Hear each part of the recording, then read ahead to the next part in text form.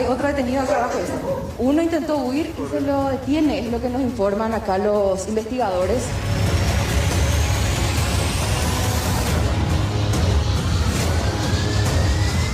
Aquí buscaban solamente a Alejandro.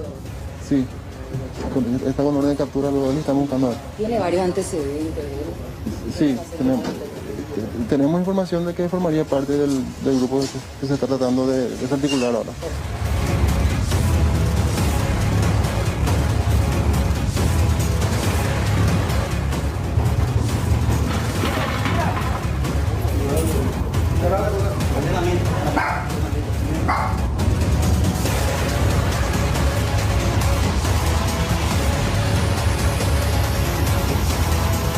Esta persona aprehendida es la que trabajó como rescatista cuando se abandonó el vehículo Toyota Funcargo en la zona de Reducto.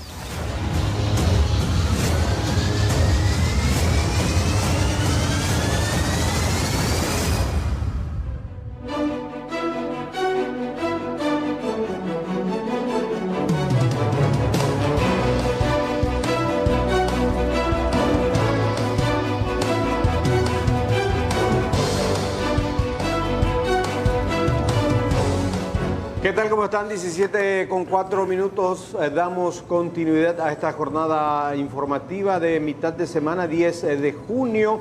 Varios temas del ámbito policial, del ámbito del Ministerio Público, del ámbito de la salud también.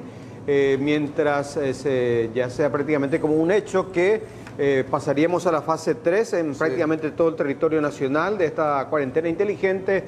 Se da esta situación en el departamento de Paraguarí. Aníbal, ¿cómo estamos? Hola Silvio, muy buenas tardes a toda la audiencia. Y estaba escuchando al doctor Juan Carlos Portillo diciendo que los restaurantes van a abrir a partir de esta fase 3, pero que los que vayan a los restaurantes, por ejemplo, tienen que ser personas de un mismo núcleo.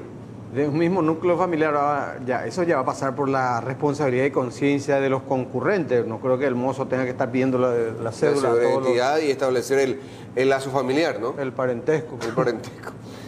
Pero en fin, vamos a ver, todo esto se va a definir este viernes próximo, ¿no? También los deportes amateurs. Sí. Y entiéndase, el partido o de los sábados. No todavía. No, definitivamente no. Siguiente fase recién. Bueno, lo de San Roque González de Santa Cruz, que sin duda se llamó bastante la atención, motivó esta restricción total. Una pequeña comunidad que se encuentra al paso ahí. 12.000 habitantes. Sí, efectivamente. Una sola persona, por ejemplo, que habría contagiado, digamos, en el día de María Auxiliadora, el 24 de mayo último. Sí. A un montón de personas en la compañía de Cerrito. Así mismo, de San Roque González de Santa Cruz. Y lo otro también a nivel político, el presidente de la República ya adelantó Lo del veto.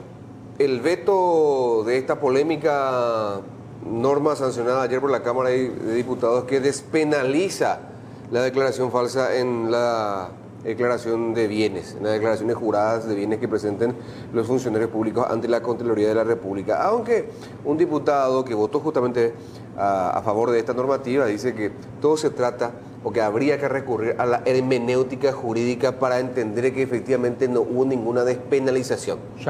Bueno, 17:06, actualizamos datos del tiempo, bajó un poquito el contenido de la humedad en el ambiente, no obstante persiste la sensación de incomodidad. A estas horas 28,4 la temperatura, el cielo permanece nublado. Bueno, decía que bajó un poquito, 70 el porcentaje de la humedad.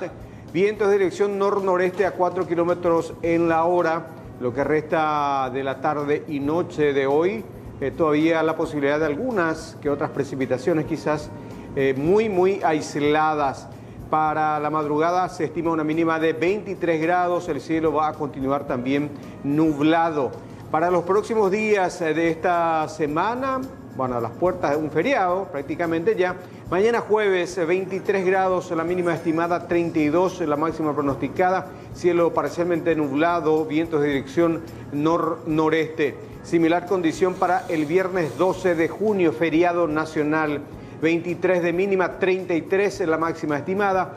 El día sábado se estima una mínima de 15, una máxima de solamente 25 grados con posibilidad de algunas precipitaciones.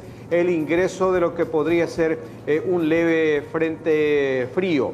El día domingo, 13 de mínima, 21 grados de máxima estimada. También continúa ese día domingo la inestabilidad climática en gran parte del territorio nacional.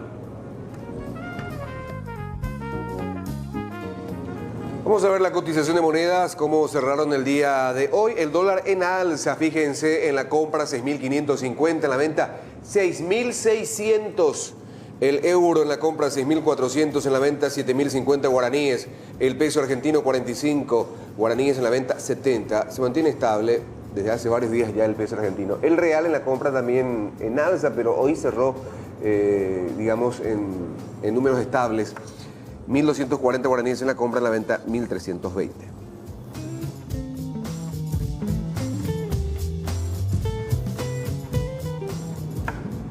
Bueno, decíamos que estamos avanzando prácticamente a la siguiente fase de la cuarentena inteligente que se va a ir formalizando en los próximos días. El tuit del ministro, el doctor Julio Mazzoleni, en la jornada de hoy, se conocían los... Lo destacado sí. del tuit de hoy, lo reportado por el ministro Julio Mazzoleni, es que se registró la mayor cantidad de muestras analizadas. 1.670 muestras procesadas, de estas 15 dieron positivo y de este grupo 11 son personas provenientes del exterior y 4 personas que tuvieron contacto y se contagiaron también con estas personas, todos en aislamiento. 9 internados, 2 de ellos en terapia intensiva. Ahí está el dato negativo, digamos, porque teníamos 8 internados, sí. Aumentó a 9. Y 15 recuperados, sumando así 619, pero si hacemos la suma y quedamos igual, se mantiene el número de casos activos y recuperados en total. Efectivamente. Vamos ya al repaso, la distribución de los casos confirmados por contacto y sin nexos, los casos que se dan en las distintas comunidades. Fíjense, Paraguarí. ayer Paraguarí teníamos 71, Sí. Un caso más Un caso más, digamos, positivo en Paraguarí, fuera de albergue. fuera de albergue, corresponden a resultados de estas últimas 3 semanas. Alto Paraná de 48 fue a 51. Central se mantiene. Se mantiene en 36, al igual que en Asunción. Al igual que Asunción. Ahora vamos ya a la discriminación de Paraguarí. 72 casos. Sin duda el punto del círculo rojo más grande corresponde a la comunidad de San Roque González de Santa Cruz. Se mantiene en 60 el número de COVID positivo en San Roque González de Santa Cruz. Después sería interesante también, director, ver un poquito las medidas adoptadas en este municipio. Sí. Para que van a regir durante estos 14 días de cuarentena total, nuevamente, repito, en San Roque. San Roque 60 casos, repetimos. Carapeguá 5 casos activos en la comunidad. Yaguarón se mantienen 2 casos. También la capital del departamento, ciudad de Paraguarí, 4 casos. Después, Y un caso. Un caso, sí, ahí tenemos entonces, con eso se completa. Yaguarón, Carapeguá, Roque González, no se reportan en otros distritos. Son 18 distritos que hacen el departamento de Paraguarí. Vamos al Alto Paraná, donde decíamos de 48, trepó a 51 los casos positivos de COVID-19 fuera de albergues. Ciudad del Este. De 26 pasó a 29. Así es. Hernandarias, ahí cerquita. Se mantiene en 15. Se mantiene en 15 y tenemos Minga, Guazú. 6. Ahí cerca también. Y Mallorquín se mantiene con un caso positivo. Ahí. Otra zona del nordeste del Alto Paraná, por ejemplo, no registra casos. Central, Central, a ver. decíamos, se mantiene 36 casos. Sí, se mantiene invariable. Sí, invariable los números. Capiatá con 15, el Círculo Mayor. Lambaré 6. Tenemos Mariano Roque Alonso 3, que ya veníamos comentando en estos días. Luque también. Areguá, un solo caso. Fernando de la Mora también se mantiene en 2, al igual que San Lorenzo. Sí, así mismo. Y Ñemby, Y Villeta hay 2 casos también. efectivamente. Y después los otros departamentos, entonces sabíamos 13. Y después en Canindeyú, Concepción, Amambay, Caguazú, Cordillera de San Pedro se mantiene todo igual. Ahora, exactamente. Lo de Paraguarí también hay que destacar de que ninguna persona se encuentra hospitalizada. Afortunadamente, porque tienen serio problema hospitalario en este departamento. Claro, pero está también cerca de la capital, ¿verdad? Lo positivo, digamos, prácticamente son casos asintomáticos. Decías algunas medidas. Sí, si tenemos ya disponible ese material, ese comunicado a conocer. La Municipalidad de Roque González de Santa Cruz. Sí. ¿Cuáles son las medidas? Por ejemplo, y vamos a mostrar en el video wall, a ver, cierre punto A del artículo 1. Cierre parcial con horarios limitados de los comercios e industrias de 7 a 13. Solamente pueden funcionar, entiéndase, comercios e industrias, a excepción de farmacias y servicios funerarios. Ahí te das cuenta que de repente cuando se quiere... Digo nomás que no es preciso el texto. Cierre parcial puede ser. En todo caso es apertura parcial, ¿verdad? Horario limitado de 7 a 13. Sí, porque se puede entender que el horario que van a permanecer cerrados de 7 a 13 también. Sí, claro. Bueno. Segundo, sigamos. prohibir la circulación de personas salvo las que sean necesarias para las provisiones básicas de salud y alimentación. Disponer el cierre de la municipalidad con todas sus dependencias, salvo el cementerio para inhumación. Y se habilita un número de teléfono para el efecto. El 0995-385-303. Ojalá no haya necesidad de hacer ningún llamado a ese número. Que así sea. Prohibir la circulación de todo tipo de vehículo automotor a tracción animal, salvo las que sean estrictamente necesarias para las provisiones de los productos señalados en el inciso A del artículo 1. Sí, ahí podemos quedarnos. Esto más allá, ¿verdad?, de que la gente cruza permanentemente la ciudad. Claro, no te pueden prohibir Porque cruzar por la ciudad.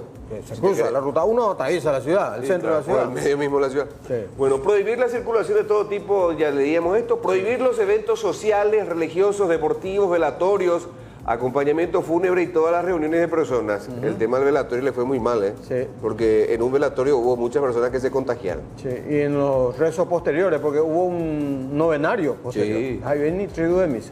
Disponer el uso obligatorio de tapabocas para todos los ciudadanos del distrito, lavatorio de manos, alfombra con lavandina para la desinfección de los calzados y alcohol en gel para el ingreso en los comercios, siempre guardando la distancia social. Y después ya el artículo 2, se solicita a la policía y a las autoridades locales el estricto cumplimiento de esta resolución. Así es. 60 casos entonces. 60 casos confirmados positivos de COVID-19 fuera de albergues, ahí, en Y San una Roque González, población, Santa Cruz. decíamos, de 13.000, 13 a 12.000 a 13.000 personas. Así es.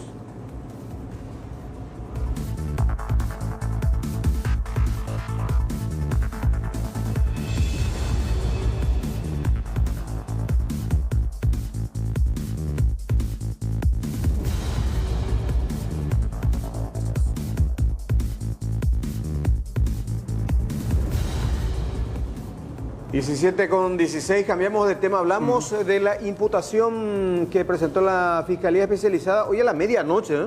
Sí. Y se ingresó por atención permanente. Tema IMEDIC. Tema IMEDIC y empezó a... IMEDIC, a denuncia de Eurofarma. Sí, a mediatizarse cerca de las 6 de la mañana, justamente.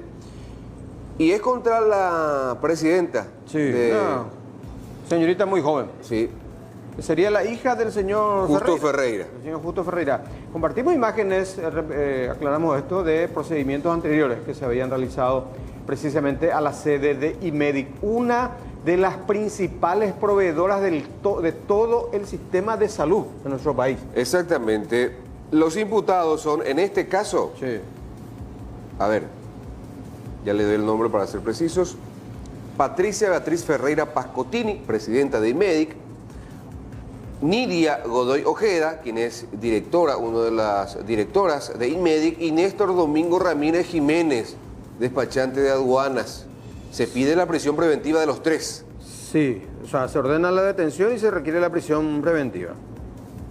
Ahí, por ejemplo, se ve un extracto de la larga imputación presentada por el Ministerio Público en contra de estas tres personas. Esto, para contextualizar, Aníbal, tiene que ver, repetimos, con la denuncia presentada inicialmente por Eurofarma, Esta empresa brasileña que una había laboratorio- detectado el uso, la adulteración de sus facturas, porque Eurofarma tenía una suerte de convenio con IMEDIC para la provisión de determinados medicamentos. Exactamente, pero IMEDIC terminó proveyendo otro lote importante de medicamentos, pero Diciendo- según la Fiscalía, falseando las facturas de Eurofarma. 10 facturas en total. Sí. Y también el origen de esos medicamentos es lo que se cuestiona. Porque, de la India y China. Sí, y no precisamente del laboratorio de Eurofarma, que tiene la certificación y la autorización de Canal Verde incluso. Sí, Canal Verde. De Dinavisa. Hay un documento bastante fuerte, contundente del Ministerio Público, donde habla que IMEDIC y estas 3 personas puntualmente pusieron en riesgo la vida de las personas. Sí. Asociación criminal, producción y uso de documentos no auténticos, comercialización no autorizada de medicamentos, son los tipos penales atribuidos entonces, repetimos, a la joven empresaria Patricia Beatriz Ferreira Pascotini, presidenta de IMEDIC S.A., a Nidia Godoy Ojeda, directora titular de la misma empresa, y a Néstor Domingo Ramírez Jiménez, este último despachante de aduanas. Y fíjense en esta parte resaltada en amarillo. Marcelo Pecci y Susi Requirme los fiscales. Sí, ante este escenario y la valoración. Bueno, dejamos por un minuto este tema porque terminó la reunión del viceministro de Salud, Juan Carlos Portillo, con los dirigentes del fútbol en la APF. Compartimos. Había sido aprobado. Básicamente habían quedado algunos puntos a discutir, que ahora ya están totalmente ajustados. En principio se mantiene el cronograma que la asociación había propuesto. Es decir, que si todo va transcurriendo como está planificado, si no ocurre no hay ningún sobresalto, se estaría arrancando el 17 de julio. Viceministro, nos imaginamos que un informe se elevó hoy de todo lo que ya ocurrió ahí con el doctor también. ¿Positivo totalmente o hay alguna sugerencia de cambio en alguna que otra? Hay algunos ajustes, justamente a partir de puntos que la propia asociación había planteado como ítems o puntos a tratar, a discutir y a consensuar básicamente, ¿verdad? Y lo que hicimos fue eso. En principio el cronograma se mantiene así como fue propuesto por la asociación. El manejo de los planteles en principio se va a hacer como lo sugirió la asociación. Y ahora solo resta continuar con la fase de preparación, la etapa precompetitiva. Eso probablemente el doctor Brustein va a poder dar más detalles eventualmente. Hay unas fases que fueron previstas, planificadas por el departamento médico de la asociación, y eso finalmente se va a validar en su totalidad, con algunos ajustes, pero sobre la base del consenso, ¿verdad? No hay ningún punto que no haya podido ser resuelto. Desde el Ministerio de Salud se da amplio respaldo. Vamos a acompañar todo este proceso. Inclusive la asociación hizo un pedido al equipo técnico para hacer algunas visitas a clubes durante el desarrollo de sus actividades de preparación. Creo que eso va a ser importante también para ver el grado de adherencia de parte de los planteles, tanto de atletas como de los que hacen parte a la preparación de cada uno de los equipos. Eso se va a hacer. Y en términos generales, todo continúa como está planificado. En principio del gobierno nacional también hay muchísimas chances de que desde el lunes esté arrancando la tercera fase de la cuarentena inteligente. Eso facilita mucho también que se pueda cumplir el cronograma que propuso la asociación, así que estamos encaminados en ese sentido. ¿Esto quiere decir que no se extendería la tercera fase como se había pronosticado la semana anterior? No. De manera inicial, esa es la... Claro. Desde inicio de esta semana, con, digamos, los nuevos datos epidemiológicos, los nuevos resultados que el ministro Mazzoleni fue reportando día a día, finalmente todo se presenta favorable. Así que es prácticamente seguro que vamos a pasar desde el lunes a la fase 3. La decisión final, tengo entendido que va a ser comunicada muy posiblemente mañana a última hora del día, teniendo en cuenta que el viernes es feriado. y el decreto estaría saliendo a partir de ahí, ¿verdad? A propósito del feriado. Ministro, por favor, para no mezclar los tantos. El Ministerio acepta la propuesta de la APF en caso de tener un positivo en una institución de aislar solamente a ese jugador. Básicamente sí. Hay una estrategia de seguimiento de los contactos, que es algo que se acordó ahora, es algo nuevo, digamos, que vamos a plasmarlo dentro del protocolo, pero que ya tiene la validación desde el punto de vista técnico del Ministerio también, ¿verdad? Es así. Doctor, a propósito del fin de semana largo, finalmente todo depende siempre de la gente, cuáles son las precauciones que se van a tomar, teniendo en cuenta que el anterior fin de semana largo, bueno, la gente salió masivamente a las calles y hubo mucho descontrol. Yo creo que a la población ya le consta cuál va a ser la situación que va a presentarse 2 semanas después en el caso de no adherirse totalmente a las recomendaciones, ¿verdad? Hemos tenido oportunidad de ver Semana Santa, el feriado del 14 al 17 de mayo, la transición entre la fase 1 y la fase 2, que movió a mucha más gente, y como consecuencia de ese mayor movimiento, es totalmente razonable esperar que se den contagios. Lo que a nosotros nos preocupa, nos importa, y creo que la ciudadanía toda ya entiende eso, es que el ritmo de contagio se siga manteniendo bajo, digamos, control, de manera a que el sistema sanitario no se sature, de manera a que podamos tener capacidad de maniobra que estamos teniendo en este momento. Así que es muy importante en estos días justamente llamar a la población en general a que trate de no dar rienda suelta a reuniones sociales, familiares, que ya quedó en evidencia, son situaciones que generan mucha interacción y el ritmo de contagio se dispara en esas circunstancias. APF con respecto a esta reunión. En primer lugar, agradecer al Gobierno Nacional, la figura del ministro, doctor Julio Mazzoleni, la excelente predisposición para que poder convalidar este protocolo y que vuelva al fútbol, el fútbol profesional a nuestras vidas, ¿verdad? Lo que hemos hecho hoy es terminar un trabajo que empezamos hace casi un mes en perfecta armonía con el Ministerio de Salud. Hoy terminamos de cuadrar unos puntos que quedaban ahí un poco en la nebulosa, y recordar que todo esto se va a poder llevar a cabo en unas condiciones de condiciones epidemiológicas, vamos a decir, no sé qué palabra adecuadas, o unas condiciones que... En primer lugar, estrictas, ¿verdad? Se va a demandar mucho de la responsabilidad de cada uno de los integrantes de los planteles. Básicamente, teniendo en cuenta el modelo del protocolo, va a ser importantísima la participación, el acompañamiento de los entornos de cada uno de los integrantes, ¿verdad?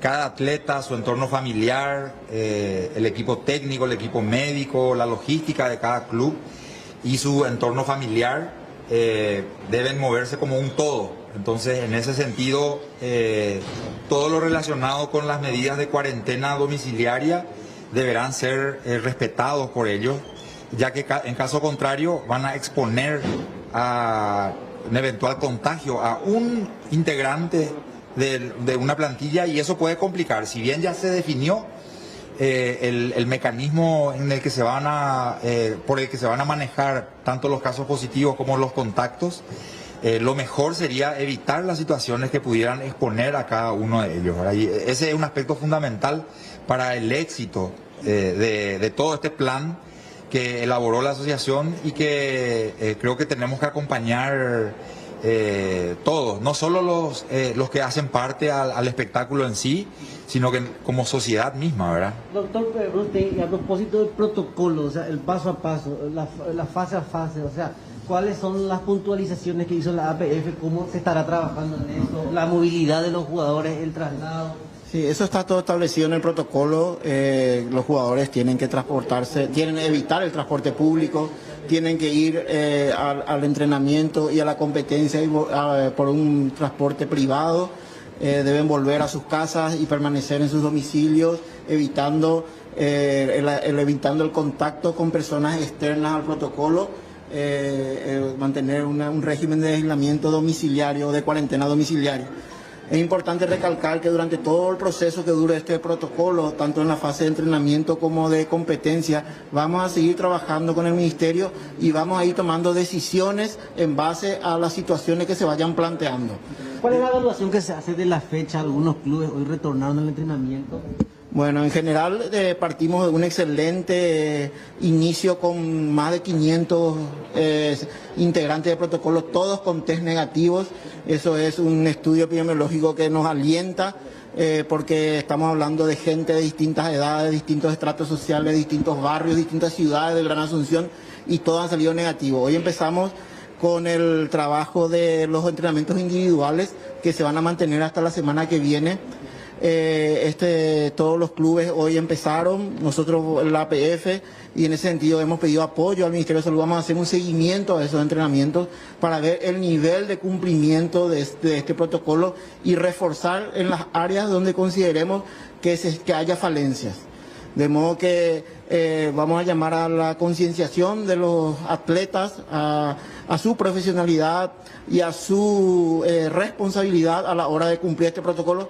Y desde la APF también hacemos un llamado a la población general, ¿verdad? Tenemos que ver al fútbol como un premio, ¿verdad? Que si hacemos bien las cosas, que si cumplimos las medidas, si cumplimos lo que el Ministerio nos está pidiendo, este gran sacrificio a todos los paraguayos, va a volver el fútbol. Si nosotros abandonamos, dejamos de seguir las instrucciones que nos den nuestras autoridades, el fútbol corre el riesgo de no volver porque la epidemia va a hacer que no vuelva al fútbol. Así que ese es el mensaje un poco de la APF, a seguir esforzándonos, a seguir manteniéndonos con la mentalidad, con el esfuerzo, con el sacrificio que conlleva cumplir todas las medidas de bioseguridad que nos están inculcando. Doctor, el hecho que se continúe o se avance, mejor dicho, de fase, era algo que también estaba preocupando un poquito a la APF por el tema de los tiempos para que empiece el campeonato el 17 de julio. Me imagino que también eso se trató en la reunión y es un cierto alivio para ustedes, ¿no? Sí, además el señor ministro también creyó oportuno que el fútbol siga avanzando de etapas, porque eso también va a seguir un termómetro para valorar cuál es la respuesta que tiene, cuál es el comportamiento que tiene ese grupo cerrado que es el fútbol al pasar etapas, ¿verdad? Entonces va a seguir un poco en ese sentido de información, de termómetro para tomar decisiones en el resto de la población. De mantenerse los números, ¿podría darse el retorno efectivamente a esa fecha que mencionó el compañero? Sí, categórico, ¿verdad? Estos números son referenciales de mantenerse esta tendencia. Claro, claro, eso es categórico. El fútbol, como cualquier otro sector, digamos, ¿verdad?, que tiene actividades propias, necesariamente va a seguir la evolución de la cuarentena inteligente, ¿verdad?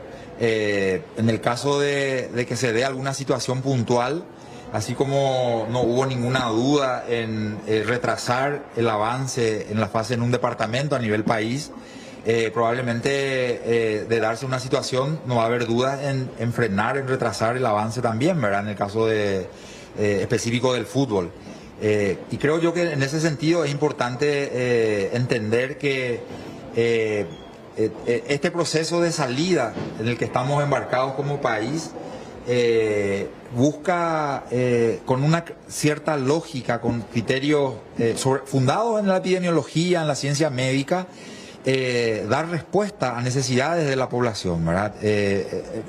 Empezamos impulsando a los sectores productivos, ahora estamos incluyendo más actividades. El fútbol es algo que también mueve nuestra economía, que también contribuye a nuestra salud mental, ¿verdad? ¿Quién no sigue el fútbol habitualmente? Y desde ese punto de vista es muy importante, por un lado, el acompañamiento y por otro lado también, como bien mencionaba el doctor Brustein, puede servir también como termómetro, ya que es una actividad que involucra a gente de distintos niveles, distintos estratos, y que deberán moverse como un todo, como una unidad. Si todo lo hacemos bien, probablemente no habría inconvenientes para arrancar en la fase prevista, para que lo que resta del torneo clausura pueda concluir en fecha del torneo apertura y arrancar el torneo clausura según el cronograma que la propia APF ya está preparando, ¿verdad? Viceministro, doctor Brustein, ¿hay alguna posibilidad de que en este 2020 el público vaya a los partidos de fútbol de primera o es inviable eso? Por el momento, creo que la situación epidemiológica lleva eso a un poco más lejos, digamos, ¿verdad? ¿Y por qué? Porque ya mencionamos en varias oportunidades, tenemos muestras suficientes de que la mayor interacción social, la mayor interacción entre la gente, condiciona la propagación del virus dentro de la comunidad. Y en ese sentido tenemos que avanzar a paso firme, pero con precaución. Probablemente ante las últimas situaciones que vivimos desde el punto de vista epidemiológico a nivel país, donde constatamos efectivamente que la mayor interacción social genera focos de contagio, probablemente la asistencia del público a los espectáculos en general se va a retrasar todavía. Gracias, viceministro, para reiterar nada más, ¿qué pasa si un jugador da positivo al coronavirus? Y básicamente el positivo va a ser aislado y los identificados como contactos serán seguidos de cerca y sometidos a un testeo diagnóstico, podríamos decir, intensivo, de manera a prácticamente en tiempo real hacer el seguimiento de una eventual infección, contagio y evolución, ¿verdad? Y sobre ese mismo punto, en el lado de las concentraciones, ¿hay algún protocolo? Porque a veces está, por ejemplo, 2 delanteros juntos o los 3 arqueros juntos para que no se infecten o no le manden a casa a todos los... Sí, el protocolo no evita las concentraciones, ¿verdad? Nosotros en ningún momento los jugadores van a convivir, solamente se van a encontrar en los entrenamientos en el campo de juego. Por lo tanto, en el momento que haya ya entrenamientos grupales o colectivos generales, vamos a decir, ellos tienen que evitar estar el mayor tiempo posible juntos y también tienen que tratar de organizar para que no coincidan los 3 arqueros al mismo tiempo. En el vestuario no se va a usar, así que va a ser solamente el jugador puede entrar al vestuario para hacer sus necesidades fisiológicas o para cambiarse si tiene alguna molestia, alguna cosa para la sala de fisioterapia, lo que sea. El jugador tiene que venir todo cambiado de su casa, entrena y se retira otra vez a su casa y ahí se ducha y ahí dispone de su indumentaria. Directamente entonces en el día del partido ya se estarían presentando en el estadio. Así mismo, directamente, no hay concentración. Gracias. Viceministro, ¿qué parece si paramos un rato la pelota? Volvemos a la actualización de los datos con respecto al COVID-19. Están Silvio Cuevas, Aníbal Espínola también en estudios deseosos de ir actualizando. Positiva la reunión, pero con respecto a la situación también que nos traslada, por ejemplo, el departamento de Paraguarí, al cierre de la fecha, ¿cuál es la evaluación? Bueno, se dio una situación especial en el distrito de San Roque González de Santa Cruz, pero estamos, digamos, tranquilos en el sentido de que la evolución epidemiológica nos permite afirmar que la situación está bajo control. Va a haber un seguimiento, hay un seguimiento desde el punto de vista epidemiológico, hay un acompañamiento interinstitucional, tanto la gobernación del departamento como la municipalidad local están apoyando las acciones del ministerio. El día de hoy hubo una reunión del director de la 9ª región sanitaria con encargados de las fuerzas de seguridad a nivel país a través del Consejo de Defensa Nacional y la situación está bajo control. Yo creo que podemos considerar esto como una situación aislada que en todo caso pone también a prueba el sistema de respuesta sanitario y en ese sentido entendemos que estamos bien, la situación está bajo control y es probable que en el contexto en el que se dio la aparición del foco en San Roque González pudieran seguir detectándose casos positivos, pero los contactos están todos identificados. Así que no hay mayor riesgo de que a partir de esa localidad pudieran generarse otros focos de propagación que no estén controlados. Las muestras de hoy, los resultados, ¿qué reflejan? O sea, si vamos a hacer el día a día. Bueno, y creo que son resultados auspiciosos positivos desde el momento en que no hubo ningún caso sin nexo epidemiológico, ¿verdad? Eso es lo primero. También se refleja que la fuerza diagnóstica está aumentando. Superamos las 1.500 muestras y iremos aumentando esto. Eso es importante al momento de buscar, que es algo que ya estamos haciendo, ¿verdad? La construcción de un mapa epidemiológico de manera a, con mayor precisión, poder medir, poder ubicar, dibujar el mapa de propagación a lo largo de esta pandemia. Y en términos generales estamos bien. La tasa de ocupación de camas por paciente COVID-19 positivo es baja.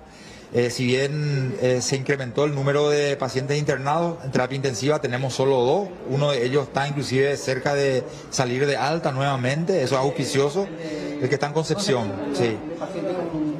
Exactamente. Y eso es auspicioso, ¿verdad? Habla de una fortaleza del sistema sanitario en lo que a capacidad de respuesta se refiere.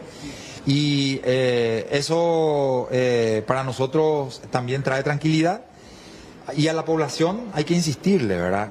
No se trata de culpar o de buscar culpables o responsables de alguna situación que pudo generarse. Simplemente queremos que se tome como lección aprendida que si variamos nuestro comportamiento por fuera de lo que está establecido como recomendación, en lo que se refiere al manejo individual con respecto a las medidas de protección y prevención, entonces vamos a tener consecuencias. Viceministro, el caso de Ubucuy, ya se hizo el bloqueo correspondiente, ya se tomaron todas las medidas. Sí, el equipo de respuesta rápida de vigilancia epidemiológica ya estuvo por ahí más temprano. Se identificaron 38 contactos a los que ya se tomó muestra. Yo particularmente tomé contacto ya con tanto la autoridad departamental como la autoridad municipal. Mañana en horas de la mañana me toca ir hasta esa localidad. Vamos a hacer una visita, vamos a ir a ver personalmente cuál es la capacidad de respuesta a nivel local del sistema sanitario. Vamos a apoyar en la organización, digamos, de la respuesta a nivel local. Y haremos todo lo que sea necesario para transmitir tranquilidad a la población de ese distrito, de todo el departamento y a nivel país. Teniendo en cuenta la cantidad de contactos, 38, ¿fue acertada entonces esto de declarar cuarentena total, verdad? Es muy prematuro hacer una valoración sobre eso, ¿verdad? Y hemos conversado con la intendenta de la ciudad de Ubucuy en ese sentido.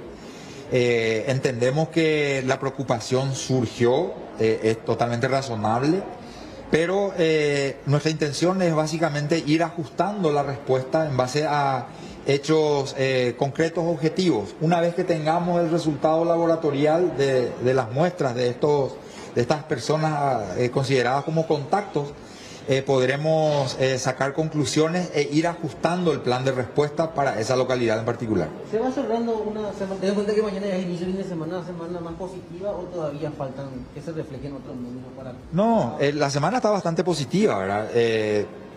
Como decía yo a inicio de esta semana inclusive, no se confirmó la tendencia al alza en el número de casos sin nexo, ¿verdad? Y eso es bastante alentador porque volvimos a un estado, digamos, de propagación lento de la pandemia en nuestro medio. Esperamos seguir así. Hemos tenido algunos días fríos. La semana anterior podría asociarse eso también como un factor contribuyente tal vez a la aparición de más casos. No podemos tal vez afirmarlo, pero en todo caso hay que mirar hacia adelante. Estamos acercándonos a la temporada de invierno propiamente dicha. En la medida en que vayamos haciéndolo es de esperar que surjan más casos, más contagios. Tenemos que estar preparados para eso y nada, seguimos...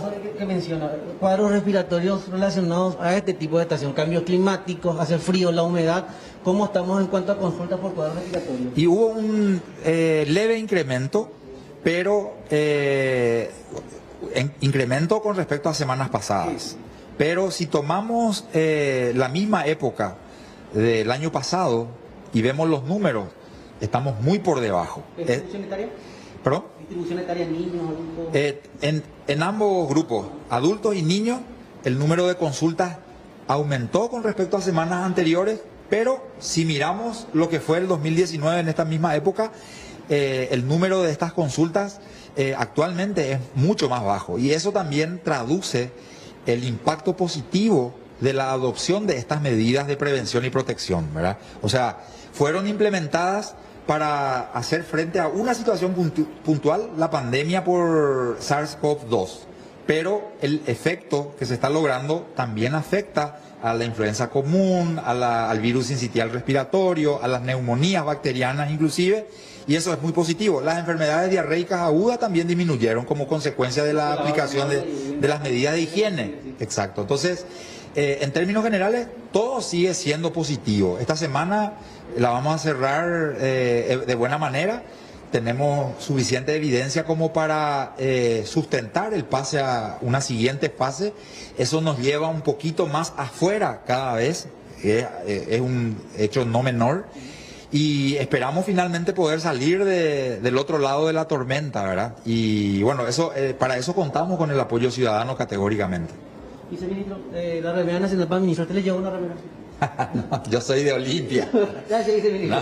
No, a la orden. El viceministro, entonces, bueno, actualizando prácticamente todo, Silvio Aníbal, con respecto a lo que fue primeramente la reunión con gremios, o en este caso la APF, y posteriormente ya actualizando el reflejo de las muestras de hoy, los casos positivos, la situación en el departamento de Paraguay y finalmente también dando un rápido repaso a lo que son los cuadros respiratorios. Informaciones realmente sumamente positivas en comparación a las que teníamos anteriormente cuando nos preocupaba que se disparen los casos. Bueno, gracias, Alexis. Sí, señor. Completo el reporte. Bueno, volvemos a hablar del tema IMEDIC. Sí. Estábamos haciendo algunas puntualizaciones respecto a la presentación realizada por los agentes fiscales, la imputación, la orden de detención, el pedido de prisión preventiva contra los principales, o sea, dos directivas, se dice. Sí, la presidenta y una de las directoras generales de IMEDIC y el otro es un despachante. Y quiero ir a esta parte y destacar esto, lo que dice la Fiscalía. Dice, ante este escenario y la valoración inicial de los elementos reunidos por el Ministerio Público, se genera un estado convictivo de sospecha suficiente sobre conductas activas y omisivas de integrantes de la empresa IMEDIC S.A. y de un despachante de aduanas que habrían logrado generar sobre la base de la falsedad un peligro trascendente y relevante para la salud de las personas que conviven en el Paraguay. Y eso es grave. Ahora, hay que ver qué tipo de qué cantidad de medicamentos llegaron al IPS, a los hospitales, a los otros hospitales públicos de estos lotes que supuestamente tenían como origen Eurofarma Brasil, pero sin embargo se constató que realmente venían de la India y de China. Y de China. Principalmente. Eurofarma se hace cargo de una partida. De un lote. De un lote, pero no de los otros que ingresaron a Paraguay. Se sospecha que vinieron, como decía Silvio, de China y de la India. Los imputados son Patricia Beatriz Ferreira Pascotini, presidenta de IMEDIC, Nidia Godoy Ojeda, directora titular de Insumos Médicos, IMEDIC S.A., y Néstor Domingo Ramírez Jiménez, despachante de aduanas. Esta denuncia inicialmente fue formulada por la misma firma, por el mismo laboratorio brasileño Eurofarma, bajo patrocinio del abogado José Domingo Almada. Hay que decir también que los fiscales asumieron la imputación luego de ser confirmados en la causa, porque habían sido recusados en principio. Tenemos notas al respecto. Conjuntamente con la doctora Susi Riquelme, hemos formulado imputación con relación a 3 personas. Patricia Beatriz Ferreira Pascotini, presidenta de IMEDIC S.A., Nidia Godoy Ojeda, digo bien, miembro titular de la citada empresa, y el despachante de aduanas, Néstor Domingo Ramírez Jiménez. Son las 3 personas respecto a las cuales formulamos imputación por los hechos punibles de producción de documentos no auténticos, comercialización no autorizada de medicamentos, todo ello en concierto de presunta asociación criminal. Así también fue criterio de estos agentes fiscales dictar orden de detención a fin de asegurar el sometimiento de estas personas al proceso, en razón de que se trata de la importación de principios activos o medicamentos sin el control debido, con vulneración del régimen que está preparado para el efecto, que funciona para el efecto, mediante la presunta falsificación de facturas y adulteración del contenido de guías aéreas. Altamente probable en la teoría del caso que muchos medicamentos, una gran cantidad por cierto, porque se tratan de 10 importaciones detectadas por el Ministerio Público hasta la altura de la investigación, muchos de estos medicamentos están circulando y están instalados en el parque sanitario habilitado para el consumidor en atenciones de salud. IMEDIC, a través de sus representantes, de sus directores, entiéndase, la presidenta y la directora titular, que hoy están imputadas, brinda o otorga societariamente un mandato al despachante de aduanas, también imputado en esta ocasión, a fin de que gestione y tramite el despacho de medicamentos, consignando en forma clara y formal el número de factura. Una factura que ulteriormente la tenemos como falsa, según lo refiere la propia empresa Eurofarma, cuyo membrete está allí asignado. Entonces, la primera fase se da en Dinavisa, órgano sanitario de control. Allí se tiene por un lado una factura presuntamente falsificada de Eurofarma Brasil y se utiliza una guía aérea que, si bien responde al número original y en su mayoría con el contenido original, sufre una alteración de datos para adecuarla a la factura. ¿En qué precisamente? En el origen, el país de origen del exportador y en el aeropuerto de salida.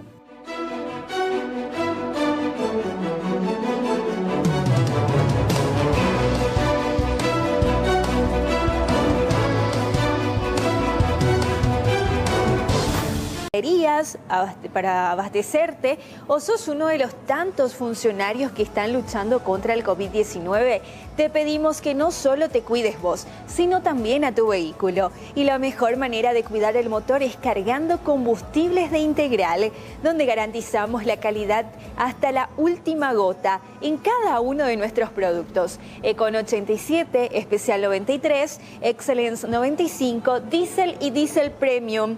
Carga Integral, calidad hasta la última gota.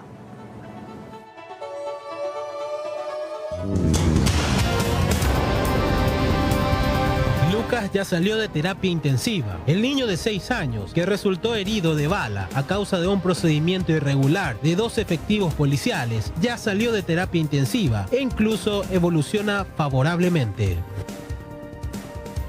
Imputan a directivos de IMEDIC. La Fiscalía imputó este miércoles a directivos de la empresa IMEDIC S.A. por hechos punibles como asociación criminal, uso de documentos falsos y la comercialización de medicamentos no autorizados. También piden prisión preventiva para las personas procesadas. Detienen a principal sospechoso de feminicidio. La Policía Nacional detuvo a Miguel Ángel Coronel, de 37 años, por ser el principal sospechoso del crimen de su pareja. El hecho se registró en la ciudad de Itá. Con este nuevo caso, suman 10 las víctimas de feminicidio en lo que va del año. Admiten imputación contra Zamudio. El juez Raúl Florentín admitió este miércoles la imputación contra la expresidenta de Petropar, Patricia Zamudio, y otras 21 personas, en el marco del proceso por las presuntas irregularidades y sobrefacturaciones en la compra de tapabocas y agua tónica por parte de la petrolera estatal. Amplían cuarentena total en Chile. Chile elevó en 192 la cifra de muertes por coronavirus bajo el nuevo método de conteo y registró otros 5.737 casos confirmados, la segunda mayor cifra de la pandemia, por lo que el gobierno decidió ampliar la cuarentena total a más zonas para evitar nuevos contagios. Olimpia volvió a los entrenamientos. El plantel franjeado inició en la Villa Olimpia la fase 1 del protocolo sanitario para el retorno seguro del fútbol, con los entrenamientos individuales. Desde el 16 de junio podrán hacerlo en grupos reducidos, mientras que el 22 ya podrán entrenar de forma colectiva.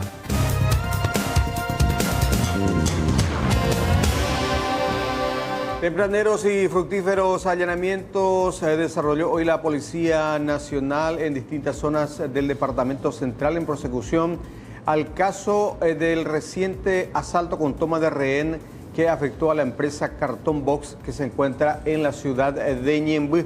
Algunos de los componentes de una considerada peligrosa banda criminal pudieron ser capturados, otros continúan con paradero desconocido.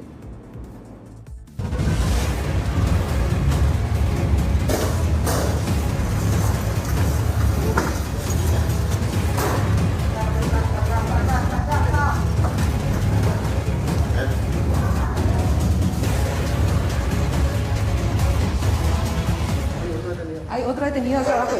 Uno intentó huir y se lo detiene, es lo que nos informan acá los investigadores.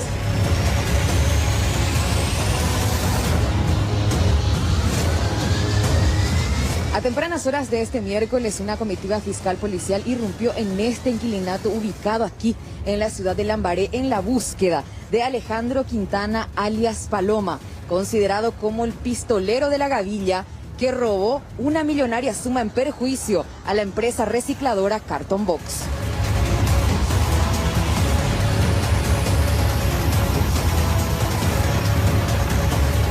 El lunes 8 ellos entraron en el departamento. Ayer justamente terminaron de realizar sus mudanzas y nada, firmaron todo lo que es contrato, pagaré.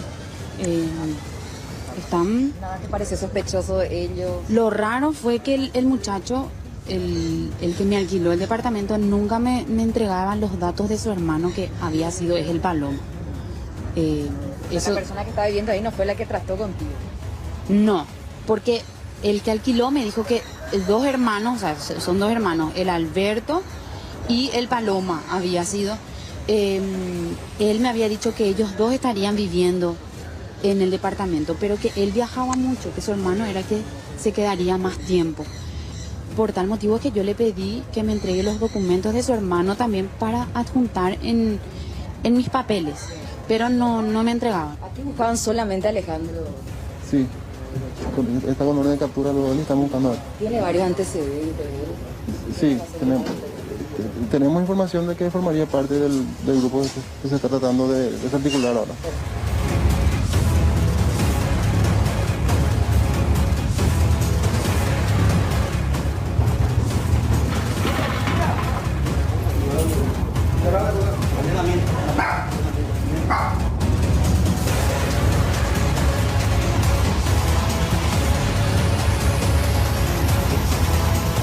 Agentes de la Policía Nacional realizaron un allanamiento en la zona de Isla Abogado, tercera compañía de Luque, en prosecución a un caso de asalto en la ciudad de Ñemby, específicamente a la empresa Carton Box. Finalmente se logró la aprehensión de una persona que se presume sería el rescatista de los delincuentes. Hoy allanamos esta propiedad en la zona de Isla Abogado Luque y conforme la investigación que estamos llevando, esta persona aprehendida es la que trabajó como rescatista cuando se abandonó el vehículo Toyota Funcargo, la zona de Reduto. Esta persona alzó aparte del grupo criminal, como así también el botín y las armas que utilizaron en aquel hecho. Este vehículo que estamos viendo en este momento, entonces, comisario, sería el utilizado ya para rescatar una vez que se consumó todo este asalto. Efectivamente, como estás manifestando, es el vehículo que se utilizó para rescatar, como he mencionado, parte del grupo criminal y también el botín y las armas.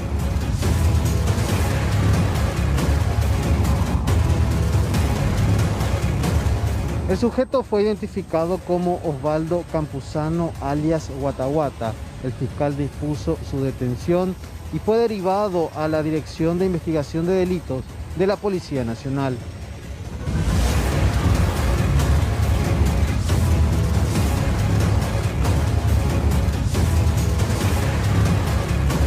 En esta vivienda del barrio San Cayetano de la ciudad de Cacupé se realizó un procedimiento en busca de una persona partícipe de un robo agravado millonario. No se logró encontrar a esta persona, pero sin embargo, una mujer fue detenida con presunta marihuana.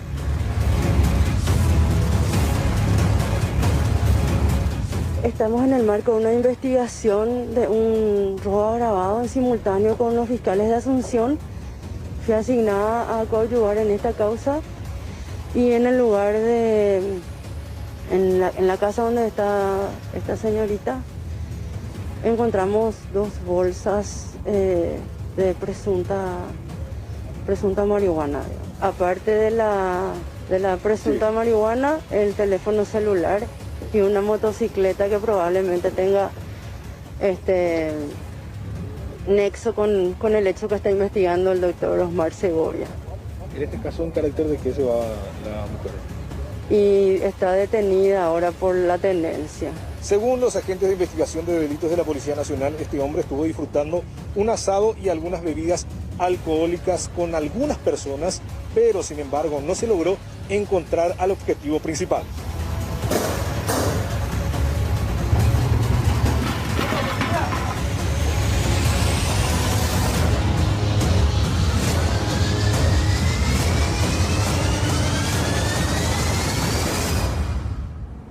En Bristol tenés que aprovechar la semana de lavarropas y secarropas, las cuotas más bajas al mejor precio y en todas las marcas. Escucha esta super oferta: lavarropas Midea Auto 7 kilogramos, precio normal 18 cuotas de 174.000 guaraníes. Atención, porque ahora solamente 18 cuotas de 124.000 guaraníes. Contáctanos ya desde la comodidad de tu hogar al WhatsApp 0991-670-000, llamando al 519-4000, también a través de las redes sociales, o podés comprar online en www.bristol.com.py.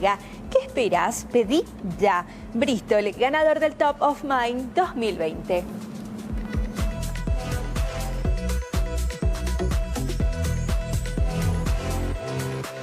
Establecemos contacto con el compañero Alexis Amarilla. Está en la zona de Villa Elisa. Hay un allanamiento a un desarmadero. Alexis, ¿qué tal? Buenas tardes.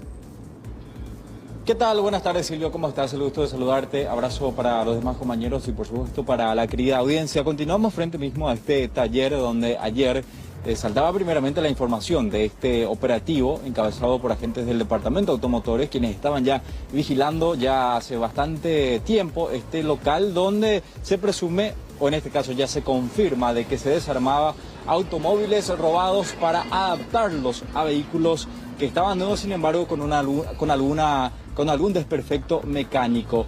Ya finalizó el operativo por parte de la policía en conjunto con el Ministerio Público y se pudo encontrar una gran cantidad de elementos de vehículos que fueron robados en distintas zonas de Central y también otros puntos del país. Está con nosotros el comisario Javier Maldonado. Comisario, me decía usted de que, bueno, si pudieron encontrar elementos de vehículos presuntamente robados. Sí, así como está diciendo, el día de hoy encontramos varias partes de vehículos ya desarmados, ¿verdad? También se hizo presente en el lugar víctimas, ¿verdad?, de robo de vehículos.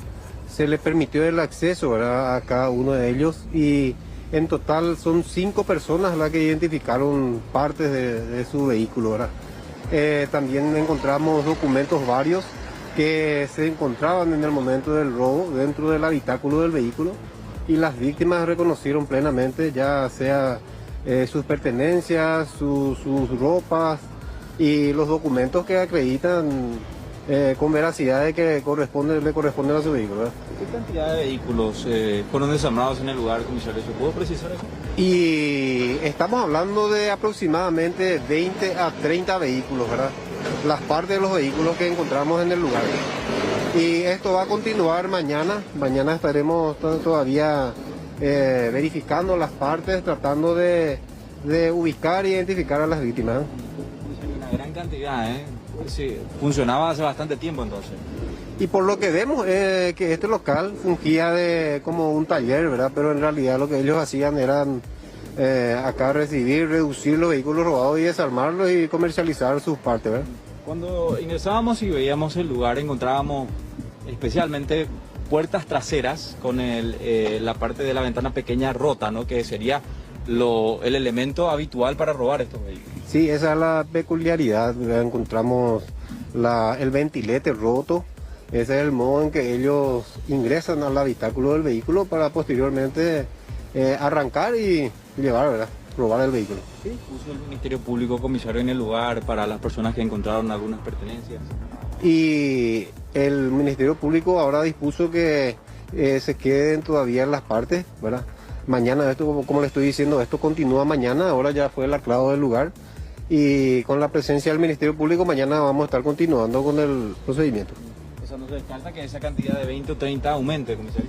Así mismo, no se descarta que las víctimas puedan ir reconociendo también su vehículo, ¿verdad? A la presencia de nosotros una gran cantidad de personas llegó hasta esta zona. Sí, es así, como ustedes pudieron ver, muchas personas se hicieron presentes en el lugar y como le dije, son 5 personas las que identificaron plenamente su vehículo, o sea, partes de su vehículo y documentos varios. Veíamos chapas, también partes de motores.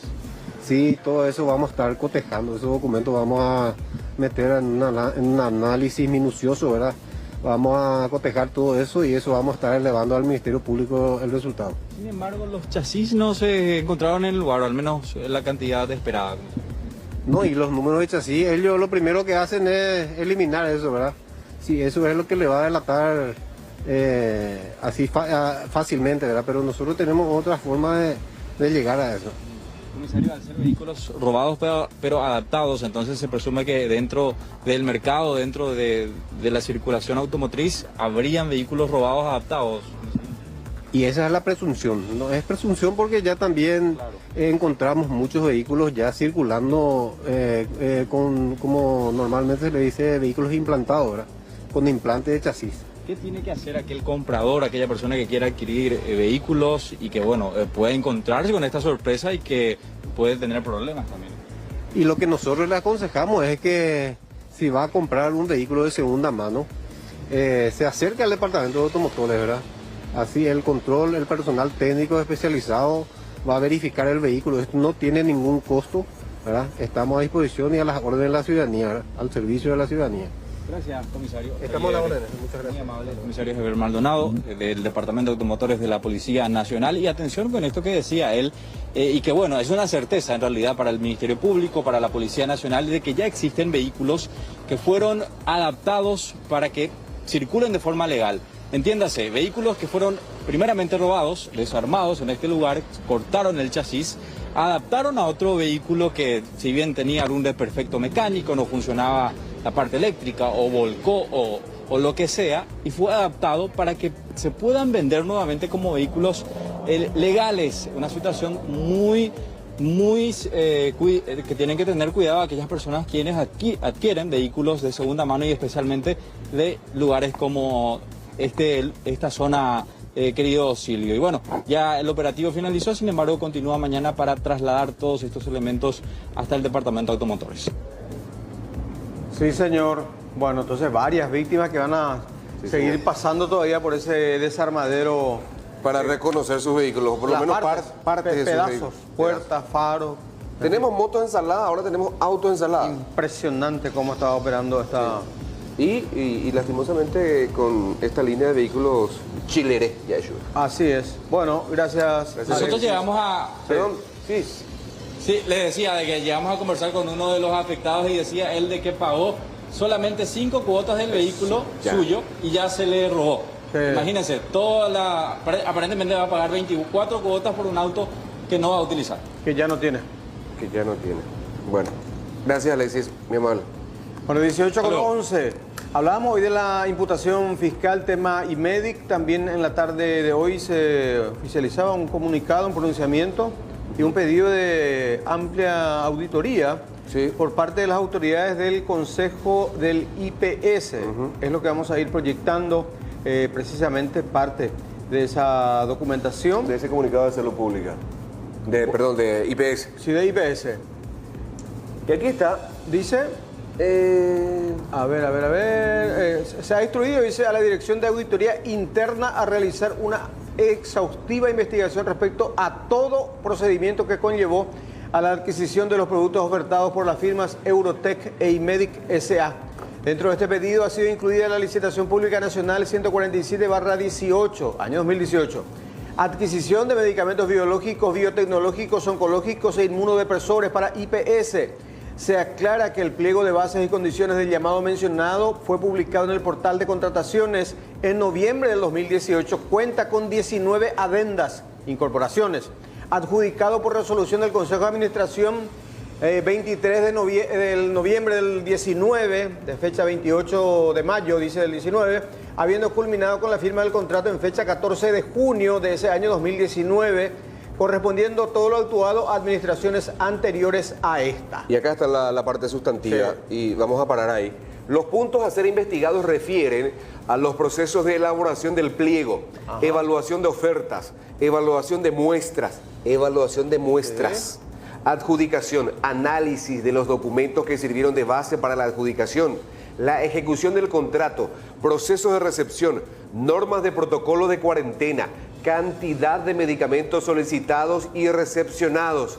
Faltaría que le pidan tanto y solamente haya recepcionado tanto.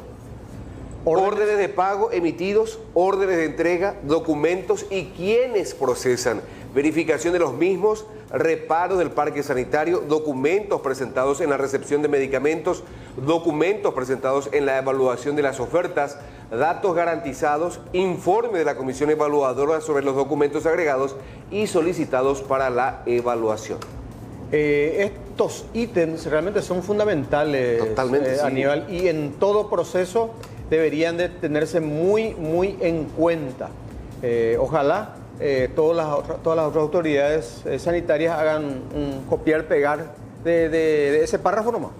Y cada proceso realmente pase por ese filtro. Allí no habría inconveniente. Para nada. De las resultas del proceso de auditoría serán pasibles de aplicación medidas administrativas y judiciales si del resultado ameriten las mismas, dice, y se agrega el identificador de la licitación en su momento. Y más que nunca, ahora amerita una revisión total de todas las licitaciones hechas en IPS, pero no solamente el proceso licitatorio, sino una revisión total de los medicamentos recibidos, acerca de su eficacia o no. De cómo se elaboró el pliego, si no fue un pliego a medida, dirigida ya a favorecer a alguna empresa. Eso uno. ¿Cómo se evaluó esa oferta? Y lo otro, la eficacia, repito, Silvio, de los fármacos, porque se está poniendo en duda también la eficacia de esos medicamentos, porque no tendrían los reactivos. Que es lo más grave para el paciente. Para el paciente. Bueno, y ya que estamos hablando de documentos, vamos a mostrarles, por ejemplo, esto hace referencia también a IMEDIC y Eurotech. Vamos a ese primer documento. Esto fue remitido al pedido ya el 8 de junio, el lunes. Sí, por parte del Ministerio de Salud que le... Este documento lleva la firma del ministro Julio Mazzoleni y se dirige... a la aseguradora. A la aseguradora Patria S.A. de Seguros y Reaseguros. Y en el primer párrafo le dice: tenemos el agrado de dirigirnos a ustedes en representación del Ministerio de Salud a fin de comunicar que la firma Insumos Médicos, a pesar de haber sido intimada el 26 de mayo del 2020, no abonó dentro del plazo establecido para el efecto de las siguientes sumas de dinero. Guaraníes. 4.795.250.000 guaraníes en concepto de garantía de caución por suministro y o servicio. Emitida por la aseguradora. Sí, y hace una descripción del número de póliza. Sí. También reclama 9.590.500.000 guaraníes en concepto de caución, suministro y o servicio garantizados por la siguiente póliza, siempre emitida por la firma Patria S.A. de Seguros y Reaseguros. Es lo que se llama póliza de fiel cumplimiento de contrato o de obligación. Dichas pólizas fueron emitidas en garantía del contrato número 197/2020, suscripto entre el Ministerio y la firma Insumos Médicos, en el marco de la compra vía excepción número 36/2020, la polémica compra 36, adquisición urgente de insumos y camas para COVID-19. Vamos al otro documento, mismo tenor, mismo destinatario. Se requiere el pago. Se requiere el pago, aquí está. A la aseguradora, sí. Se requiere el pago. Vamos a dejar esa partecita. A ver, este es ya de Eurotech. Sí, Eurotech. Bueno, este es de Eurotech. Sí. Bueno, y después vamos mismo párrafo prácticamente. Y después ya. Varían un poquito las cifras. Las cifras. A Eurotech, o en nombre de Eurotech, Patria de Seguros y Reaseguros tendría que responder por el siguiente monto: 3.726.800.000 guaraníes, y también por 7.453.600.000 guaraníes. Y abajo dice: en consecuencia, por este medio se formula el requerimiento de pago de las sumas citadas más arriba, las que deberán ingresar en el Departamento de Ingresos de la Dirección General de Administración y Finanzas, dependiente de este ministerio. Así también cumplimos en informar que la firma Eurotech en dicha fecha, 4 de junio, presentó un escrito de solicitud de reconsideración de la resolución también aquí. Sí, de la resolución que dispone la recesión, aclarando desde ya que el recurso de reconsideración no suspende el presente requerimiento de pago. Se reclaman en total unos 25.000 millones de guaraníes a Patria, compañía de seguros. Sí, bueno. Y las investigaciones iniciales hablan de que estas sumas de dinero, por lo menos 17.000 millones, que fue el anticipo, el famoso anticipo, fueron pagados mediante 2 cheques cargo Banco Nacional de Fomento. Pero las primeras investigaciones indican que esa plata después, esos cheques, fueron depositados a Banco Continental, del cual depende esta firma aseguradora. Ya. Bueno, porque ahora el objetivo de la Fiscalía, a petición de los denunciantes, es que se siga la ruta del dinero. Sí. ¿Y a quiénes la ruta del desembolso, del anticipo? Esta plata, si este dinero, estos 17.000 millones de guaraníes, fueron a parar efectivamente en manos de los vendedores chinos o fueron a parar a manos de los padrinos políticos de estas dos empresas que se adjudicaron con esta millonaria licitación que finalmente quedó sin efecto. Recuerdo que el doctor Casati, por ejemplo, decía que estaba, digamos, con sumo interés ya en devolver esa suma. No, esto, ¿sabes qué? Y espero equivocarme. Pero esto va a terminar en el Tribunal de Cuentas. Puede ser. Y va a dormir en el sueño de los justos. Hay que ver. Pero por lo menos se hace el formal reclamo, requerimiento de pago, y requerí la plata o devolver agua. Lo que se entregó. Menos mal que se entregó 17.000 de 85.000. Sí. Importante suma, no obstante. 18,20, ¿qué tenemos? La pausa y venimos en instantes de vuelta.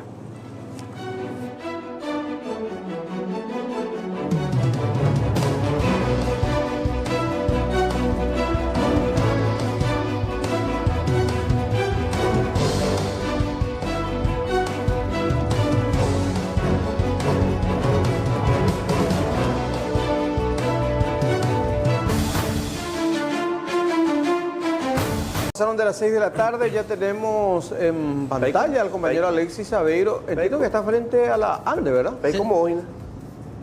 Él nos cuenta. Sí. Estamos frente a la ANDE, sobre España. Baico y como Alex. A esta hora. España y Padre Cardoso. Y bueno, lo ven el senador Salim Busarquis, se encuentra encadenado. ¿Qué está haciendo ahí? Sí, el legislador. Y bueno, como medida de protesta, evidentemente solicita la exoneración total en la factura de la ANDE para la ciudadanía en general. Senador, sorprende un poco ver a un legislador en estas condiciones encadenado. Y bueno, básicamente los fundamentos, el motivo, ya explicábamos recién el tema de las facturas. Y eso que también mucha gente que supuestamente fue beneficiaria de la exoneración del 50% también denuncian, al igual, sobre facturación. Vale, senador. Acá hay una estafa masiva contra el pueblo paraguayo. Yo estoy encadenado porque la ANDE le tiene encadenado al pueblo paraguayo con su cadena de estafa masiva en todo el Paraguay. Esa exoneración hubo la terapia y encima de eso te puedo decir que son miles y miles de denuncias. Entonces yo mañana en el Senado, mi proyecto de ley planteo que se anulen todas las facturas y que la exoneración llegue por lo menos hasta 1.000 kilowatts para todos los paraguayos. ¿Se modifica la ley anterior entonces con respecto a la exoneración? ¿El periodo? Yo voy a pedir que sean 3 meses más, 3 meses, 6 meses. Esto va a llevar su tiempo. Hasta ahora y después y 3 meses más. Son el semestre. Sí, son 120 millones de dólares. Y acá hay muchos compatriotas que no reciben ningún tipo de ayuda, pero todos vamos a pagar la deuda de los 1.600 millones de dólares. Entonces corresponde, es justo, es legítimo.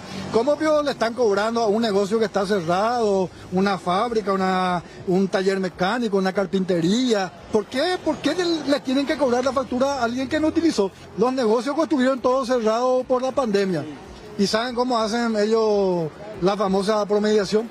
Una cosa que yo te promedio a vos tu histórico. El famoso histórico. El histórico, que vos siempre pagabas 2.50 por decirte. Puede variar poco. Bueno, no importa, 200, 300, lo que sea, pero tu histórico. Pero ellos te promedian los meses de un año, el verano, y te enchufan los meses de la pandemia donde el Estado te dice que te quedes en tu casa. ¿Y el verano cuando más se factura? El verano más se factura, más la pandemia, entonces se dispara tu promedio. Entonces, esto es una estafada planificada contra el pueblo paraguayo. A mí, Villoro no me va a engañar. Acá no nos va a poder tomar por estúpido. Y yo vengo a encadenarme para que la gente se despierte. Cuando se hablaba inicialmente, senador, de la posibilidad de exoneración del 50%, hablaban de la inviabilidad, de la pérdida para la Administración Nacional de Electricidad ANDE, de que finalmente, no se va a recaudar, que era prácticamente inviable. Historia, hermano, los cuentos chinos. 1.600 millones de dólares tienen. Y más otros créditos. Si nosotros le exoneramos a la gente por 6 meses, estamos hablando de 130 millones de dólares. No es ni el 10% de la deuda que vamos a pagar todos los paraguayos. Y ese 10% no se le puede dar a la gente. O esos 1.600 millones de dólares tienen que ser para los amigos. Entonces que dejen de mentir, que se le cubra a la ANDE de esos 1.600 millones de dólares, por lo menos el 10% que se le dé a la gente. Y que dejen de robarle y estafarle al pueblo paraguayo. Alexis. ¿El proyecto que va a presentar el senador pueda correr? El proyecto ya presente, mañana. Puede correr mañana. Mañana se estudia en la sesión. Yo creo que es posible. Estoy hablando con los senadores, pero también quiero pedirle el apoyo a la ciudadanía. No para mí, para ustedes. A vos que te están robando, te están estafando. Entonces yo le digo a la gente que se manifieste desde sus casas, que hagamos cacerolazos, hagan videos, envíen a los medios. Ñañez en Ducana, ¿no, mitad? Con todas. ¿Qué te dijeron? Y bueno, salió dictamen positivo de la Comisión de Hacienda, por ejemplo, Energía, otras comisiones, hablé con todos. Y bueno, yo creo que hay clima, pero tenemos que presionar porque la ANDE va a seguir mintiendo. Van a decir que es inviable, que la cuestión técnica, todo por la terapia. Entonces, yo quiero decirle a Villordo, ni nadie un botado, usted Villordo. Entonces, a ver, doy por ahí, la dictadura de la Paraguay, veo ni en botadura de la olla. Silvio Cueva, Aníbal Espínola están en estudios. Senador, de poner el retorno, por favor. Sé que está transmitiendo también en vivo para sus redes sociales. Sí. Le escucha el senador Gusar y Silvio Aníbal. Hola, senador, ¿cómo le va? Gracias por atendernos. Senador, una precisión nomás. ¿La anulación de la última factura o de cuántas facturas está pidiendo usted, senador? No, 3 meses. Las últimas 3 facturas. Mayo. Sí, y en el caso que vos ya pagaste y se aprueba la ley, que se te descuente de las siguientes facturas, que es lo que corresponde. Si ya pagaste, porque es tu plata, y se te acredite, porque es tu plata, no es plata de la ANDE. Y aparte de eso, la exoneración que vaya hasta los 1.000 kilowatts. Ahora, lo que se cuestionó bastante en este proceso que implementó la ANDE fue precisamente esa suerte de cálculo en base a un promedio medio raro, valga la expresión, por parte de la entidad para determinar un monto, como decía usted, en el caso de algunos comercios que estaban cerrados. Recuerdo el caso de un gimnasio que permaneció totalmente cerrado, sin embargo le hicieron una ponderación con relación a meses anteriores y le salió un monto importante. Mira, acá el tema es simple. ¿Cómo te van a promediar y te van a cobrar si tu local, tu negocio, tu gimnasio, la escuela, el restaurante, el negocio estuvo cerrado? Si estuvo cerrado, vos no utilizaste y te están cobrando. Eso es estafa. Y lo otro, no es igual que yo te quite tu promedio que vos siempre pagabas y de repente te promedie en pandemia donde el Estado te dijo quédate en tu casa y te meten los meses de pandemia y se dispara tu promedio. Entonces, esto es como una trampa. Y bueno, senador, entonces, y el dictamen de las comisiones asesoras, porque a lo mejor después te van a salir con que no hay dictamen, de cuáles ya dictaminaron y cuál es el sentido. No. Yo estuve presionando dictamen positivo Hacienda, dictamen positivo Energía y creo que otras comisiones también. Entonces, el dictamen está, tenemos que presionar, basta de mentiras, basta de sobrefacturaciones, basta de abusos y basta de perseguirle a la gente que se sale a manifestar y denuncia la corrupción, y a los bandidos no se les imputa, pero sí a la gente que se manifiesta, así que le persiguen. Sí, señor. Gracias por el tiempo, senador. Gracias, saludos, brother. Bueno, gracias, Alexis. Que pase buena noche ahí. Sí. Dale, señores. Bueno, solo destacar, o sea, la gente que va pasando y que está enterada de la noticia que se encadena por la exoneración, bueno, está aprobando lo que realmente manifiesta el senador. Sí, señor. Senador Pico, ¿y con esta Pepe o se puede ir temiendo ahorita, Ina? A Malicia cosa puede irte porque no oye tratar con proyecto de ley, entonces ojo Ape con Daipori la techo. En cualquier momento. Hoy va un ahí, sí. Sí, ahí la tiempo. O verá, o su no bimbi. Gente, güey. Gente, güey. A ver la gente para Dale, gracias, Lacey. Adiós, adiós. Hasta luego. Adiós, señor. Cuidado, saliste nomás ahí de la calzada, Lacey. Sí, señor. Porque lo mitad a veces hasta y me come bebé. Cambiamos de tema, hablamos de un hecho lamentable que ocurrió nuevamente y afectó a una mujer. La policía detuvo a Miguel Ángel Coronel, de 37 años, por ser el principal sospechoso del crimen de su pareja. Estamos hablando de un caso de feminicidio.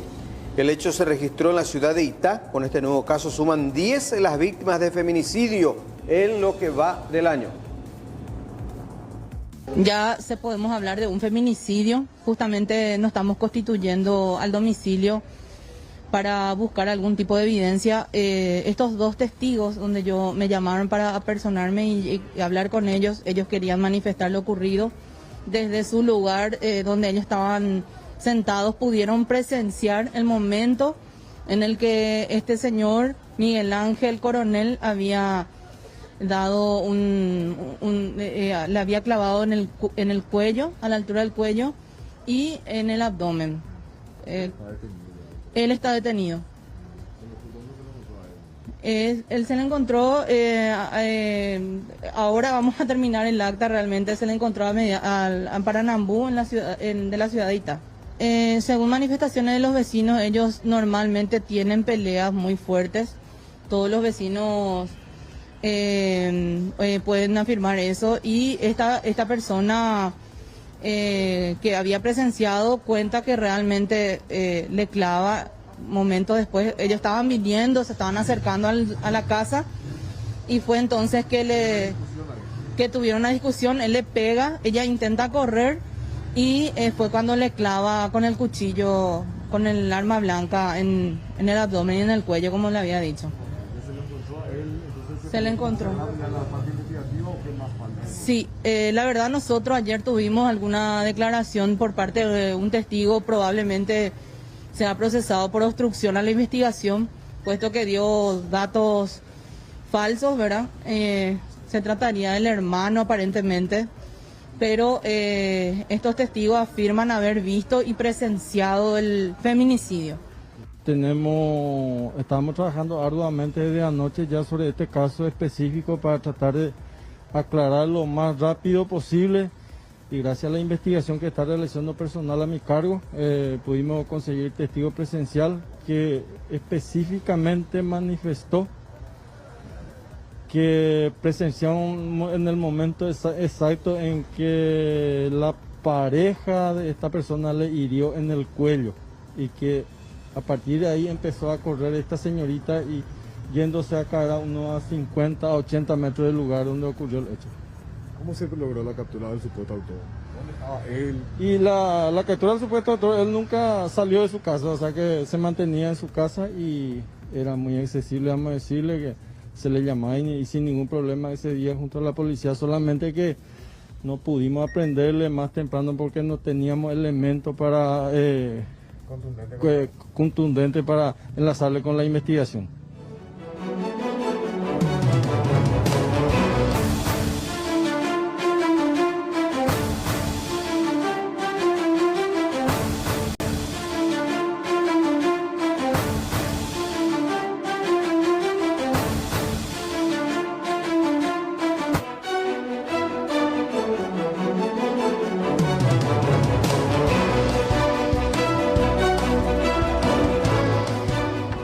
Con 41 minutos, ayer se daba a conocer esta decisión de la Cámara de Diputados, que ya rápidamente llegaba también a manos del Poder Ejecutivo. Se hablaba de la sanción legislativa a un proyecto de ley que pretende despenalizar la falsedad en la declaración jurada de funcionarios públicos. Exactamente, es el proyecto de ley que modifica varios artículos de la Ley 5033 del 2013, que reglamenta el artículo 104 de la Constitución Nacional de la Declaración Jurada de Bienes y Rentas, activos y pasivos de los funcionarios públicos y su modificatoria de la Ley 6355/2019. Y estamos en comunicación con el diputado Basilio Núñez. Diputado, buenas noches, gracias por atendernos. Buenas noches. Bueno, diputado, cuéntenos, la mayoría dice que esto, lo que ustedes aprobaron ayer, tiene que ser vetado porque supuestamente despenaliza el hecho punible de declaración falsa. ¿Es tanto así? Y no es tanto así. Vos precisamente dijiste la clave, supuestamente despenaliza. Porque la declaración falsa no está penalizada. ¿Cómo que no? No está penalizada. ¿Un año de multas? Vos mismo estás penalizada. En el Código Procesal Penal estaba penalizado de otra forma. Una diferencia es la penalización entonces pecuniaria, ¿verdad? Hasta coincidiría contigo y eso fue modificado en este proyecto de ley. Entonces, acá yo tengo entendido que un sector de la prensa, porque instala algo, y la gente no entiende. O sea, cuando hablamos... El 70%, te estoy diciendo, el 70% a nivel mundial tiene nuestra legislación que se aprobó. O sea, entonces el mundo está todo mal. Diputado, cuando hablamos de penalización estamos hablando de que puede ser pasible de un proceso penal, no que sea una penalización que conlleve un encierro, la cárcel, por decirlo así. No, precisamente solamente que tu compañero me dijo, ¿cómo que no? Entonces tiene una sanción, me dice. Entonces yo le dije también una respuesta mía. Porque del Código Penal, diputado, se establece una pena, creo que de 1 año o multa. Pasa que tenemos que hacer una ley de acuerdo a algunas ONG, y te digo que este ya es el segundo. Nosotros tenemos una ley que es del 2013, otra ley del 2019 y ahora otra ley en el 2020. Entonces, hasta no conseguir el objetivo, no sé, ciertas corporaciones evidentemente no pararon. Y conste que de quien te habla fue el que introdujo que las empresas proveedoras del Estado también presenten declaración jurada de bienes. Sí. Yo les pregunto a ustedes, ¿coinciden conmigo? En parte sí, porque tengo un grupo de cañeros de la zona de Mauricio José Trocha que no pueden entregar su producción porque son campesinos que tienen que pasar por este trámite administrativo, por ejemplo, como pequeños proveedores del Estado. Y bueno, son las excepciones a la regla. Pero ¿qué pasa con estas empresas de maletín? Entonces, ¿qué declaración jurada van a hacer? Porque tienen que hacer bajo fe de declaración dónde tiene su empresa, dónde está situado, qué patrimonio tiene, quiénes son los socios. Entonces, con ese espíritu se hizo la del 2019. Ahí coincidimos plenamente. Ahora, y también la del 2019 no hizo más que nada que mantener la del 2013, donde a través de un proceso judicial sí puede ser público tu declaración jurada, como lo es en el 70% de los países del mundo. Diputado, dice, el texto dice, y usted sabe mejor que nosotros, ¿verdad? Lo estuvo tratando. La declaración jurada presentada ante la Contraloría, dice, palabras más, palabras menos, dice acá, no podrá ser considerada como elemento constitutivo de hechos punibles. Eso no... Salvo, por eso, hay otros artículos, hasta de leyes, donde establece también, si vos haces tu correspondencia de bienes, donde el fiscal le pide a la Contraloría tu correspondencia de bienes y dice que en un periodo de 5 años vos te enriqueciste, entonces le obliga a la Contraloría, a la Fiscalía a remitir, a la Contraloría a remitir en la Fiscalía.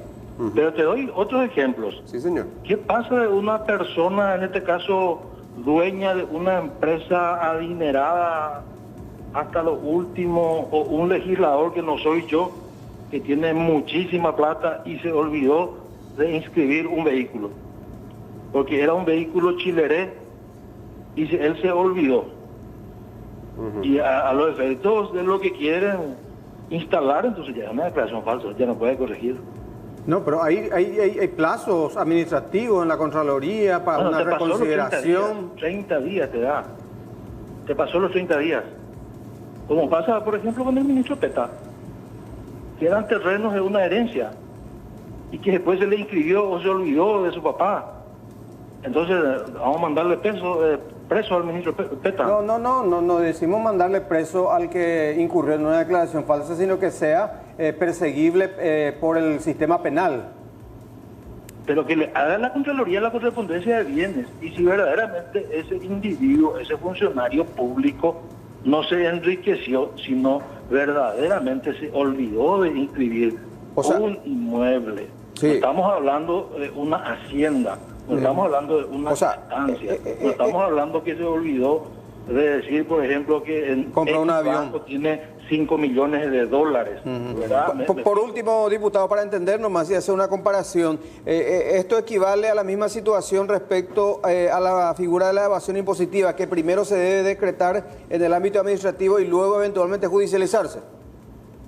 Y parecido, pero yo te digo que nosotros quisimos mantener y resaltar más el espíritu, lo que era la ley del 2013.